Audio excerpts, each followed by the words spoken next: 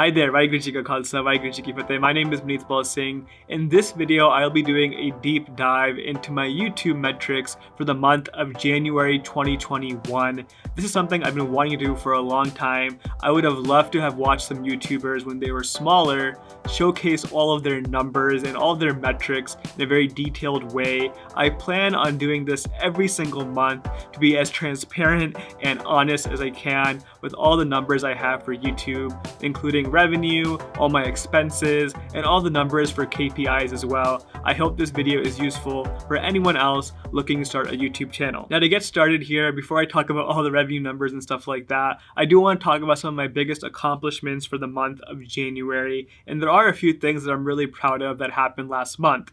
Firstly, it was the first month that I published 2 videos every single week. I have never done that before for 4 weeks straight, and I'm really happy that I actually accomplished that. That is a goal I have for the entire year. I really hope I can stick with that. Now, the main reason why I was able to do that is because I also launched my Getting Started with Notion series. This is a tutorial series that I wanted to do to explain how Notion works because it's such an overwhelming app, and I really think it's an app that a lot of people can benefit from if only they knew how to use it. Another really cool thing that happened in the month of January is I was introduced to Tavleen Singh. If you're watching this, thank you so much for reaching out to me. He's a musician who actually offered to give me some new music for my videos, and I've been using those music tracks in my intros and outros, and they are so cool. I love them so much, and that is something I'm really happy to have gotten, and I plan on using those for the many months ahead as well. Another thing in January that I'm really happy about is I started using Twitter more seriously. I've been tweeting almost every single day,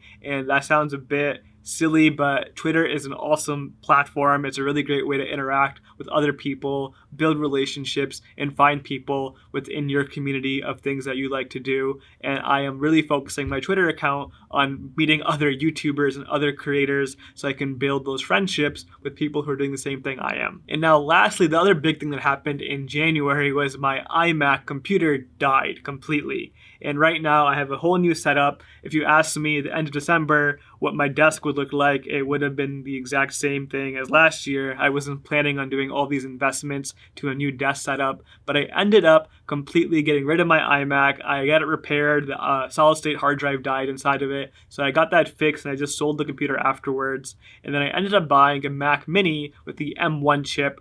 That's been a really cool experience. I'm really enjoying the Mac Mini. It's so much more easier having a smaller box on my desk. And I also got an ultra-wide monitor, which I'm making a review video about that's coming out later this week if you're watching this right now. And that has been a game changer for me in terms of my desk setup. Between the Mac Mini and the ultra-wide monitor, I no longer have 3 separate displays on my desk. My desk is just so much cleaner now. I do plan on doing a desk tour video later in the month. Stay tuned for that. Now, with all the accomplishments out of the way for January, let's dive into the numbers. I know most people are going to be interested in the revenue numbers and expenses and all the costs and stuff like that. I'll be talking about that first. But again, if you are interested in seeing the very specific details of all the information behind those numbers, check out my newsletter where I email out that blog post every single month.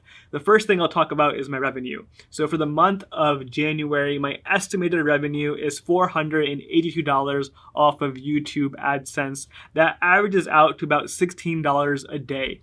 That is actually a decrease from last month, which was $25 a day. And that's okay. December and November was a very out there month because of the holidays. I had a lot of influx through my review videos and a lot of money coming in through them. And now that the holiday season's over, all my numbers across the board are dropping. We'll be seeing that as a theme throughout this video. I'm not too focused on this number right now in terms of revenue. It is really cool getting $400 a month just on YouTube AdSense without me doing anything, but that really isn't enough to cover my expenses. In terms of my expenses, I spent over $1,000 this month on video editing expenses alone, and that money came from previous months last year. I've been saving up that money with the intention of spending it this year on editing, and I had a feeling my numbers were going to drop in January because the holiday rush was over, so I kind of saw this coming with my numbers coming down. Another metric that I'm tracking very, very closely outside of revenue and expenses is my average percentage viewed. And this is a number that tells me how much people watch my videos before clicking off the video. video. And surprisingly, not really surprisingly, most people don't watch YouTube videos from start to finish. People get bored halfway through and they click off. That's just the reality of making YouTube videos. And for me, my average percentage viewed right now is 41.4%. Last month before that in December, it was 42.1%. So a slight drop there. I think that has to do with my Getting Started with Notion series. Those videos, if you're not into Notion, aren't very relevant to a lot of people. So I'm sure that had an impact on this number. Having a 40% view percentage is not a bad number at all. I would love to see a 50% percentage because that is technically the gold standard for having good videos. So the more videos I can publish that have that percentage, the more happy I'll be knowing that my videos are engaging and people are actually watching them. Let's move on to the number of views I got in January. In January, I got about 38,000 views in total across all my videos. On average, for the last few months, that has been on the low side now. In December, I got 40,000. In November, I got 50,000, but before that, I was getting 46,000, 40,000, 35,000. So the holiday rush is a real thing on YouTube. There was a huge spike in views and revenue at the end of last year, and I have a feeling the beginning of this year, those numbers are going to go back down, and I'm really hoping I can get a backlog of content made, so when the holiday rush comes again later in the year, I'll have a bigger spike than I did last year. Now, one big thing that I've personally been struggling with on my channel are the ergonomic chair review videos I have for the Ergo Chair 2. I have 2 review videos on my channel that are disproportionately carrying my channel very, very much. And last year, at the end of the year, it got to the point where those 2 videos combined were accounting for more than 60%, 80% of my total views for the month. At this current time, the number has dropped down to 44.8% of my total views are coming from those 2 videos. That's still a lot higher than I would personally like it. I don't want to have 2 videos or even 1 video carrying that much weight on my channel. I really hope that number continues to go down, which will show me my other videos are taking up more weight. I want to have a good diverse backlog of videos that are all performing well, or at least not just having 1 or 2 videos that are doing all the work. Along the same lines, these 2 Ergo Chair videos are taking up 66% of my revenue for the entire month.